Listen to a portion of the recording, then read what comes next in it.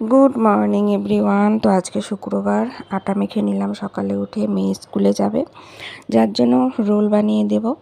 তো রোলটা বানিয়ে টিফিন বক্সে ভরিয়ে দিয়েছি। আর এদিকে আজকে গোলা রুটি খাওয়ার বায়না করছে, গোলা রুটি খেয়ে স্কুলে যাবে, ভাত খাবে না। তাই গোলা রুটিও বানিয়ে নিলাম, দুটো গোলা রুটি বানিয়ে নিয়েছি। আর এদিকে গোলা রুটিটা হয়েও গেছে দেখো। তো ওকে খাইয়ে দেবো, খাইয়ে যে রেডি করিয়ে দিলাম।